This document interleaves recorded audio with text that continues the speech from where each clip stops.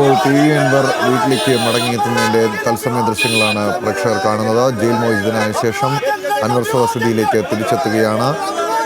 ആവേശജലമായ സ്വീകരണമാണ് ജയിൽ മോചിതനാകുന്ന സമയത്ത് അൻവറിന് ലഭിച്ചത്.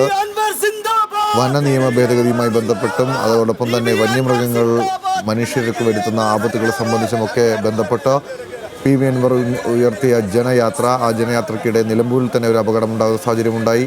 ഈ ഘട്ടത്തിലൊക്കെ തന്നെ ജനങ്ങൾ വലിയ പിന്തുണ പ്രഖ്യാപിച്ചിരുന്നു. അതിന് പിന്നാലെയാണ് അൻവർ ജയിലിലാകുന്നത്. ഇപ്പോൾ ജയിൽ മോചിതനായതിനു ശേഷം അദ്ദേഹം വീട്ടിലേക്ക് വരുന്നതിൻ്റെ തത്സമയ ദൃശ്യങ്ങളാണ് പ്രേക്ഷകർ കാണുന്നത്. ഒതായിലെ വീട്ടിലേക്ക് അൻവർ മടങ്ങിയെത്തുമ്പോൾ പ്രവർത്തകരും ഒപ്പം തന്നെ നാട്ടുകാരുമൊക്കെ വലിയ പിന്തുണ നൽകുന്ന കാഴ്ച ഇപ്പോൾ കാണുന്നു. തത്സമയ ദൃശ്യങ്ങൾ.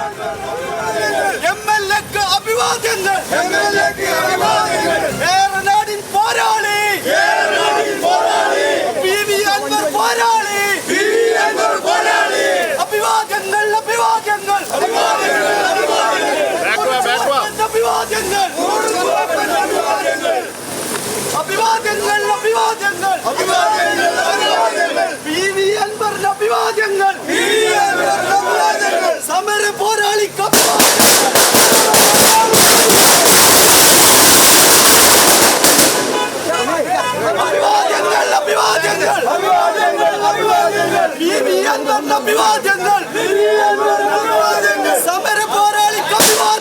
സമര പോരാളി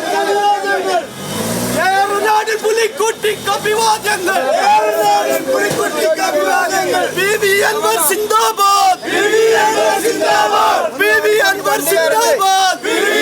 സിന്ദാബാദ്, അഭിവാദ്യങ്ങൾ, അഭിവാദ്യങ്ങൾ, വീര പോരാളി അഭിവാദ്യങ്ങൾ, അഭിവാദ്യങ്ങൾ. ഞങ്ങളെ ബന്ധം നേതാവേ,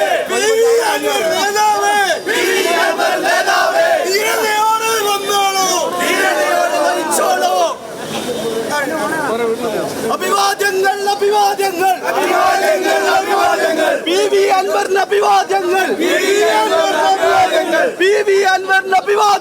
പി വി അൻവറിന് അഭിവാദ്യങ്ങൾ, സമര പോരാളിക്ക് അഭിവാദ്യങ്ങൾ, സമര പോരാളിക്ക് അഭിവാദ്യങ്ങൾ, അഭിവാദ്യങ്ങൾ, അഭിവാദ്യങ്ങൾ, നൂറ് ചുവപ്പൻ അഭിവാദ്യങ്ങൾ, പി വി അൻവർ സിന്ദാബാദ്, പി വി അൻവർ സിന്ദാബാദ്.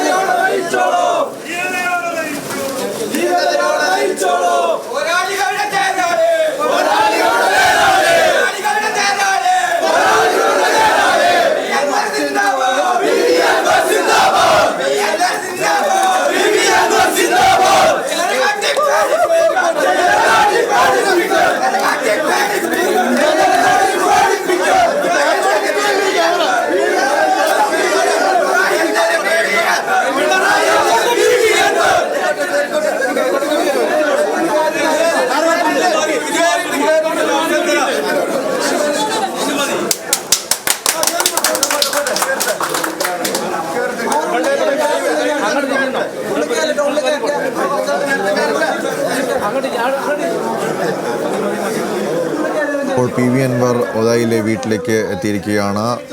ജയിൽ മോചിതനായ ശേഷം വീട്ടിലേക്ക് മടങ്ങിയെത്തുന്ന പി വി അൻവറിന് വലിയ സ്വീകരണമാണ് ലഭിക്കുന്നത്. പടക്കം പൊട്ടിച്ച് മുദ്രാവാക്യം വിളികളോടും പ്രവർത്തകർ പിന്തുണ പ്രഖ്യാപിക്കുകയാണ്.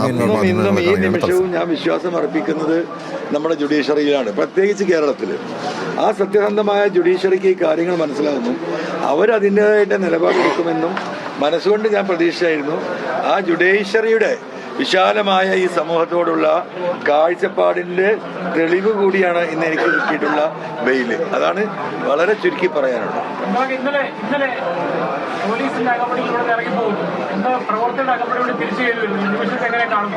അല്ല, ഇന്നലെ പോലീസിന്റെ അകമ്പടിയോട് കൂടി പോകുമ്പോഴും ഇതേ പ്രവർത്തകർ ഇവിടെയൊക്കെ ഉണ്ട്. നമ്മൾക്ക് എന്നുള്ളത് അതാണ്, ഈ ജനങ്ങളാണ്. ആ ജനങ്ങളാണ് എൻ്റെ ശക്തി. അത് ഈ നാടിൻ്റെ നാനാഭാഗത്തോ ചെറുതോ വലുതോ ആവട്ടെ, അതിൽ ഏറ്റവും പാവപ്പെട്ടവനുണ്ടാവും, അതിലേറെ വലിയവരുണ്ടാവും, വലിയ ആളുകളുണ്ടാവും.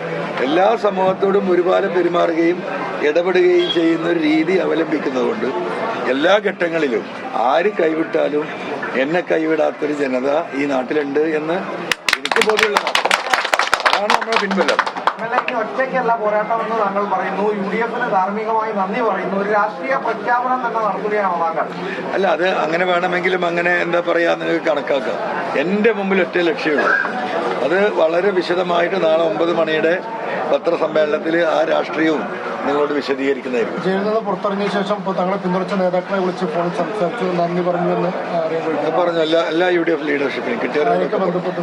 എല്ലാവരും കുഞ്ഞാടി സാഹിബിന്റെ അടുത്ത് ബന്ധപ്പെട്ടു, തങ്ങളെ ബന്ധപ്പെട്ടു, രമേശ് ചെന്നിത്തലയെ ബന്ധപ്പെട്ടു, VD സതീശൻ പ്രതിപക്ഷ നേതാവിനെ ബന്ധപ്പെട്ടു, CP ജോണിനെ ബന്ധപ്പെട്ടു. ഈ വിഷയത്തിൽ ഇടപെട്ട് സംസാരിച്ച അതുപോലെ തന്നെ bishop, Bathery bishop, Thamarassery bishop, ബഹുമാനപ്പെട്ട റമജിയോസ് ഇഞ്ചാനിയൽ ബിഷപ്പ്, ഇവരെയൊക്കെ നമ്മൾ ബന്ധപ്പെട്ടിരിക്കുന്നു. പോരാട്ടം പ്രധാനമായും ഒരു പൊളിറ്റിക്കൽ നെക്സസിനെതിരെയാണെന്ന് താങ്കൾ പറഞ്ഞു വെച്ചിരുന്നു. ഇനി താങ്കളുടെ പോരാട്ടം എന്തിനെതിരെയാണ്? എന്താണ് താങ്കളുടെ ഇപ്പോഴത്തെയും ലക്ഷ്യം? അല്ല, ഇപ്പോഴത്തെയും ഈ നെക്സസ് തന്നെയാണല്ലോ ഇവിടെ വർക്കൗട്ട് ചെയ്യുന്നത്. ആർക്ക് വേണ്ടിയിട്ടാണ് പിണറായി ഇതെല്ലാം ചെയ്യുന്നത്? കേന്ദ്ര ഗവൺമെന്റിനെ സഹായിക്കുന്ന നിലപാട് എന്ന് പറയുന്നത് CPM-ഉം RSSും തമ്മിലുള്ളൊരു വലിയ നെക്സസ് തന്നെയല്ലേ? ഈ തെരഞ്ഞെടുപ്പുകളിലൊക്കെ നമ്മൾ കണ്ടല്ലേ. ഇപ്പം നടക്കുന്ന ഈ ന്യൂനപക്ഷ വിരുദ്ധ നിലപാട് ആർക്ക് വേണ്ടിയിട്ടാണ്? RSSുമായിട്ട് നെക്സസിന്റെ ഭാഗമല്ലേ?